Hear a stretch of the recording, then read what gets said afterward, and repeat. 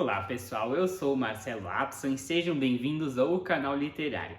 Quem foi Tolstói? Qual é a relevância de Sonata a Kreutzer para os dias de hoje? Qual é a razão do nome dado a esta obra Sonata a Kreutzer? Fique comigo até o final e vamos descobrir juntos. Mas antes, se você é novo no canal e gosta de resenhas de grandes clássicos da literatura, aproveite e já se inscreve, ligue o sininho para ficar por dentro das notificações de vídeos que são lançados semanalmente. Deixe sua curtida. Comprando esta obra ou qualquer outra, desde que pelos links abaixo, você apoia o canal com uma pequena comissão. O seu apoio é fundamental. Lev Nikolaevich Tolstói nasceu em 1828, em Yasnaya Poliana, 200 quilômetros ao sul de Moscou. Tolstói nasceu do conde Nikolai Ilyich e Maria Tolstaya, de uma família abastada, e eles moravam justamente nessa propriedade rural, onde eles tinham vários servos. Ele teve sempre uma vida bastante confortável financeiramente. Em 1851, em meio a dívidas de jogos, Tolstói, junto com seu irmão, resolve se alistar no exército russo, e juntos eles participam da Guerra da Crimeia, e essa é uma experiência que acaba chocando muito ele acaba vendo muitas mortes.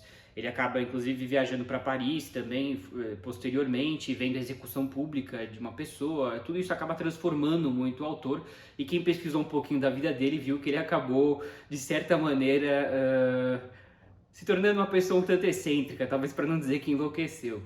Em 1860, ainda no começo dessa fase mais espiritual, ele conhece Sofia Andreevna, com a qual ele se casa e tem 13 filhos. Existem várias fontes que relatam que o casamento dele era extremamente infeliz e ele sofria muito com problemas de adicção sexual. Ele tinha vários casos com as camponesas da propriedade. Ele realmente dizia que ele se atormentava muito por causa disso, e talvez em função disso ele acaba se tornando um radical nas convicções, certo? Ele acaba virando um asceta, um cristão anarquista asceta. Tô tentando, são várias definições aqui, mas ele acaba se tornando uma pessoa religiosa, anarquista contra o Estado, entende que o Estado é fonte de toda opressão, e asceta, porque ele acaba entendendo que os vícios do homem são maus, e a melhor coisa é você se afastar para o outro extremo, para o celibato. E ele acaba, de fato, fazendo votos de pobreza, e mesmo rico, ele acaba levando um estilo de vida muito simples. Isso naturalmente vai desagradar muito a esposa dele, que tem 13 filhos e tem que cuidar da casa sozinha, e, enfim, acaba não concordando com tudo isso, e acaba acontecendo, parece que várias coisas aí, mas para dar uma resumida, ele acaba até fugindo de casa aí, pouco antes de falecer. Por que eu estou contando tudo isso? Porque a gente vai vendo esse tema da infelicidade conjugal nas obras de Tolstói, particularmente aqui no Sonata a Kreutzer, na Morte de Ivan Ilitch, que eu vou deixar a resenha já está aqui, né? Quem quiser dar uma olhada. É um tema que vai perpassar todas as obras do Tolstói, né? A infelicidade conjugal. E a gente sabe que a arte imita a vida, né? Então, para ele poder escrever sobre isso é porque ele de fato passou por isso. Por que o nome Sonata a Kreutzer? Bom, eu vou deixar um link aqui da sonata, quem quiser escutar, uma música muito bonita. Ela é uma música que ela talvez tenha vários altos e baixos, refletindo talvez esses altos e baixos na vida conjugal, e particularmente aqui uma história de infidelidade, de ciúmes, né? Mais do que isso, de ciúmes, né? E aquela incerteza da personagem, se foi traída ou não, né? E é interessante todo esse conflito da personagem, parece que é muito bem retratado pela música. Também outra questão interessante é a história da Sonata a Kreutzer, que a gente encontra aqui na orelha. Gostei muito aqui dessa informação que a editora 34 trouxe, né? Logo aqui na orelha a gente tem a história dessa música. Eu vou dar uma resumida, eu já li aqui, está disponível na orelha do livro, né? Em 1803, o Beethoven ele foi convidado a apresentar uma sonata inédita em Viena, e ela pedia um acompanhamento com violino, e para tal ele chamou o George Bridgetower, interessante, um músico com ascendência negra, né? Ele era mestiço, ele era mulato, toda a história dele, como que, né, naquela época de extremo racismo, como que ele podia tocar junto lá a um homem branco, parece que ele tinha uma descendência aristocrática, enfim, não sei aqui a história ao certo, e ele era muito talentoso. Ele conseguiu improvisar uma parte no meio da sonata, da qual o Beethoven aprovou muito, ficou muito contente com a performance dele e resolveu dedicar a sonata a ele. Mas a sonata não se chama Sonata a Bridgetower, né? Chama Sonata a Kreutzer. Isso acontece porque depois eles se desentenderam, Parece que o Beethoven escutou o Bridge Tower numa roda de amigos, criticando a moral de uma das mulheres com a qual o Beethoven saiu, alguma coisa do gênero.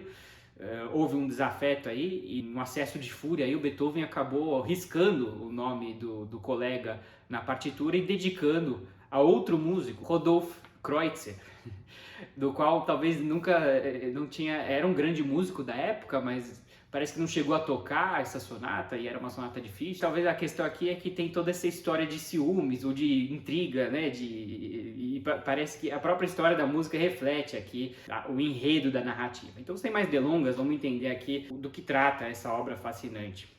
É uma obra bem curta, tá, pessoal? Eu li em uma tarde, tem um enredo bastante envolvente. De novo, eu acho que isso que é legal, uma obra que consegue te trazer vários temas, né? E essa aqui tem vários temas. E em meio a um enredo bastante envolvente, né? Então aqui é uma narrativa em primeira pessoa, mas o narrador, ele é uma pessoa mais passiva, assim, na narrativa. Ele está apenas num vagão de trem, escutando as pessoas, conversando um pouquinho. E quem se destaca, na verdade, é uma outra personagem, o Poznitiev. Difícil de pronunciar, né? O Poznitiev é uma personagem, não vou contar aqui muitos detalhes, senão vou dar spoiler, né? A obra já é curta, mas ele vai relatando para o narrador toda a sua história de infelicidade conjugal, né? E ele acaba sendo uma personagem muito cínica e acaba refletindo talvez essas visões do Tolstói sobre a necessidade do celibato. Eu acho muito interessante como ele fala que há sempre na sociedade russa o casamento por interesses, não só na Rússia, né, mas acho que na Europa e aqui, por que não também, em todo lugar do mundo, mas particularmente nos séculos passados, os casamentos eram muito arranjados, né, em termos de condições sociais, mas nada de amor.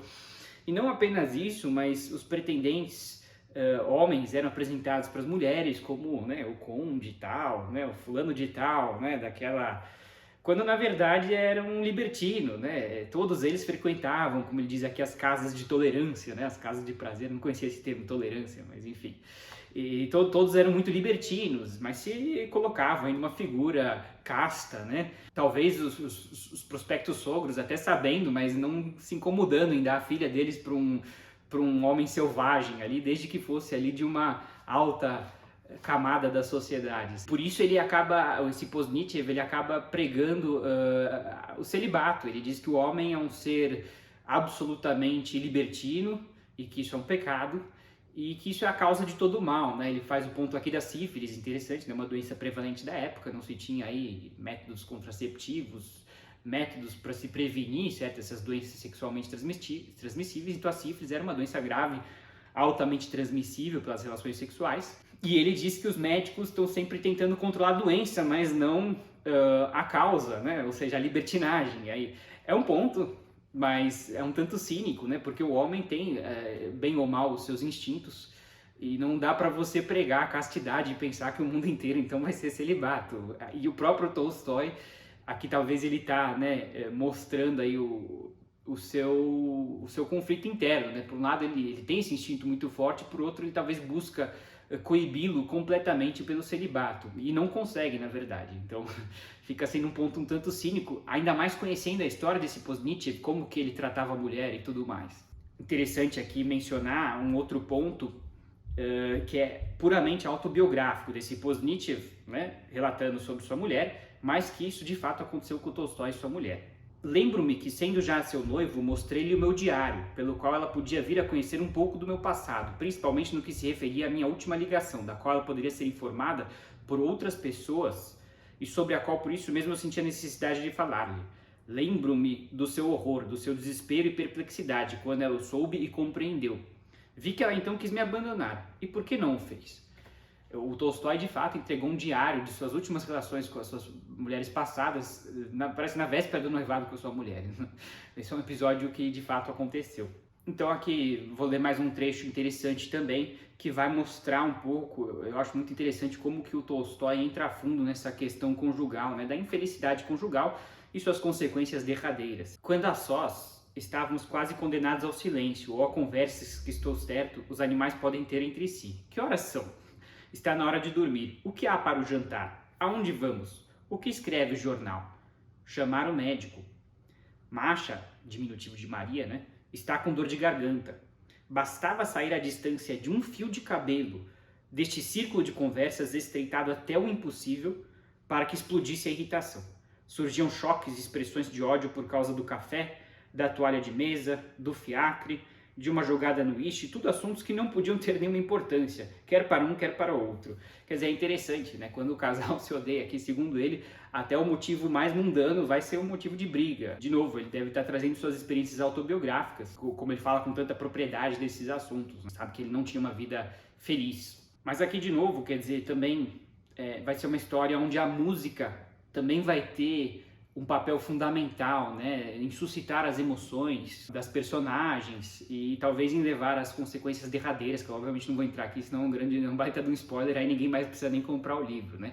É uma história que trabalha essa questão do ciúme, né, que nem talvez o Otelo ali, assim, né, a personagem está toda hora naquela dúvida, né, ela não tem a certeza, talvez seria melhor para ela ter a certeza, né, se a esposa está traindo, não está traindo, e toda aquela dúvida vai corroendo uma relação já corroída. Então eu achei muito interessante a narrativa, ela é bastante curta, como eu disse, dá para ler em uma tarde, é uma ótima pedida para quem quer conhecer o Tolstói, para começar. Mas mesmo como obra em si, eu acho que ela vai trazer vários temas, ela também vai falar muito do machismo, né? A gente pode ver aqui claramente como a mulher é relegada à terceira categoria, o homem tem todos os direitos e a mulher não tem nenhum.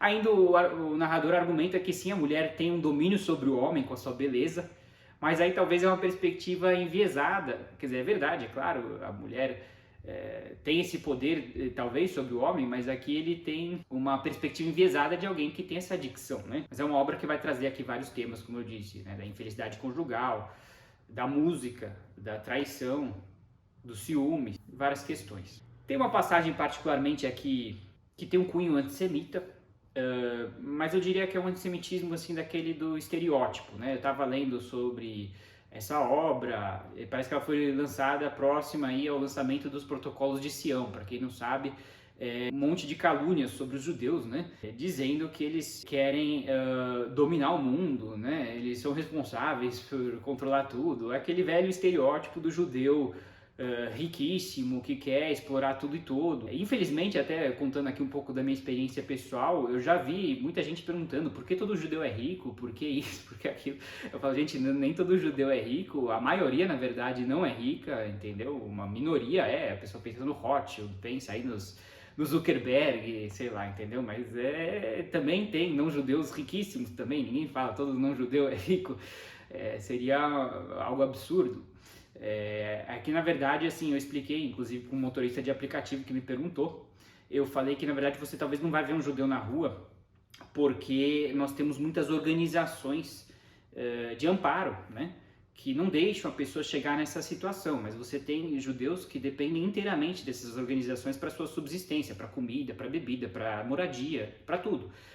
Que nós somos uma comunidade talvez muito unida, isso eu acho que é um grande mérito do meu povo, no sentido de não deixar um irmão cair, tentar dar dignidade, né? Mas assim, os judeus também ajudam outros povos, que naturalmente, por ser, como dizer, uma família pequena, os judeus acabam dando prioridade, até por causa do histórico de perseguição, certo? Eu fiz um vídeo aqui sobre a história dos judeus, vou deixar o link quem quiser ver, e a gente foi alvo de muito antissemitismo, né? Os judeus historicamente sempre foram obrigados a se unirem, porque, né, eles estavam toda hora saindo de um lugar para o outro, porque eles estavam sendo expulsos, entendeu?